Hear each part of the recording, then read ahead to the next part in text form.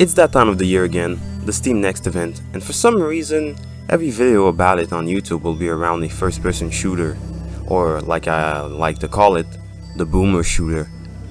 I don't know if people are tired of Metroidvania games, or if it just happens that the FPS genre gets more effort put into. Anyhow, I was pleasantly surprised. Cultic is more of the style of Blood. Usually FPS games are more like Doom or Duke Nukem, futuristic, with monsters and demons, or more like Exen and Amid Evil, focused around bladed weapons and sorcery. Well, Cultic follows a third style that's a bit more rare. It has that gothic horror feeling and features a weaponry that's down to earth. You get the German's favorite, the Lugger, a shotgun, and even some dynamite. However, what really stuck out during the gameplay was the level of interaction and the quality of the feedback. Almost everything and anything can be grabbed and thrown, even enemy remains. I would also like to make an honorable mention to the dynamite. It can be thrown as is and shot, but also lit using your lighter before being thrown. The weaponry feels good to use. Getting a headshot gives you a satisfying sound and slow-mo effect. The sound is good, but the animation and style is also on point. The game comes with a heavy color compression and dithering. You can turn it off. I prefer it without. The image is crisper, although in the footage that you're going to see, I didn't remove it. I wanted you to be able to see how the game is actually supposed to look and not necessarily my personal preferences. I'm a huge fan of having old style graphics be sharp. I practically run after texture packs for emulators, and it's refreshing to play old games unhindered by limitations after having to play on hardware for so many years.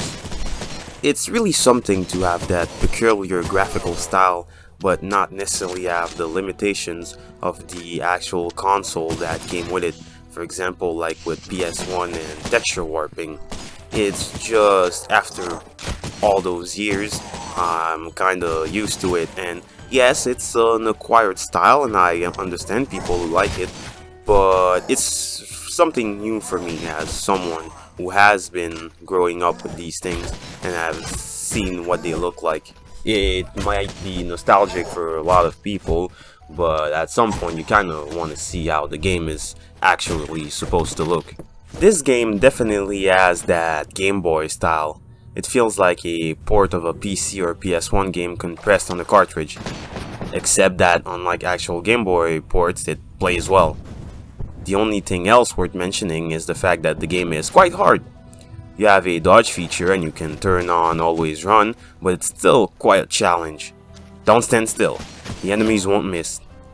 I'm used to hard games, but boy do I still find the experience rough. It took me a while before reaching the end of the demo. You would think a save feature in a demo on top of a checkpoint system would be overkill, but no, it was not. Fortunately, the game rewards exploration with ammo and weapons, so the last stretch was more doable. I'm still looking forward to the game. It doesn't feel impossible.